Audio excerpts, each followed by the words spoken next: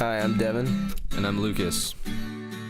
So our project is to create jingles for these nonprofit organizations. So basically what we're doing is we're providing these companies a service for their PSAs or broadcast or, wherever they're going to be doing publicity for themselves that they wouldn't otherwise be able to afford or have made for them because it costs a fair amount of money. The old Student Center on UCSD's campus is, an untapped resource of the community here. Largely, all the different organizations that are in there are largely cooperative businesses or nonprofit organizations or student-run businesses, and often just don't have the exposure to the general body of people who spend their time on this campus to actually make a lot of money or be successful. Advertising kind of falls short to those organizations in the old Student Center. So, and obviously they don't have enough money.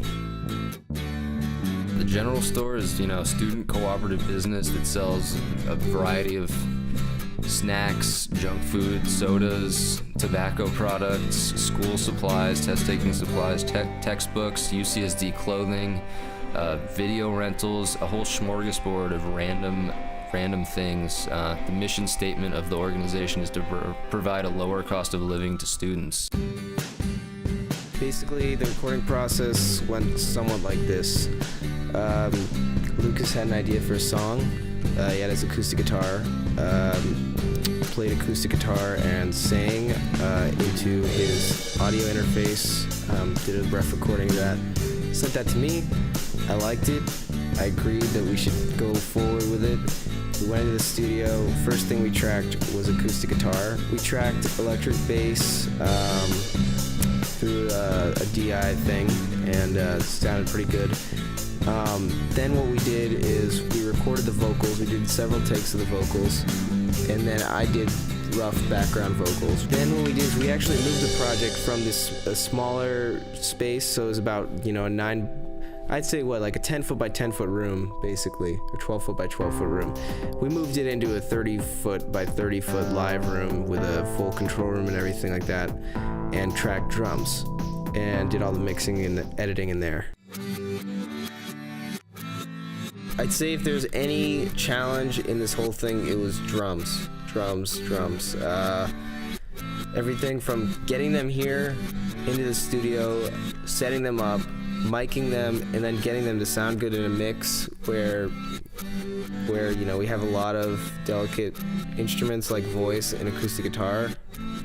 It's just a hard process. Also, we had a lot of trouble with mixing the bass because for some reason, once we moved it into this room, it sounded really thumpy, just bad. It didn't sound good. Basically, it just didn't work in the mix anymore. It's kind of like we switched rooms, we switched speakers, we switched a lot of acoustic things. So the room size is going to affect the way the mix sounds. The speakers that it's coming out of is going to affect the sound.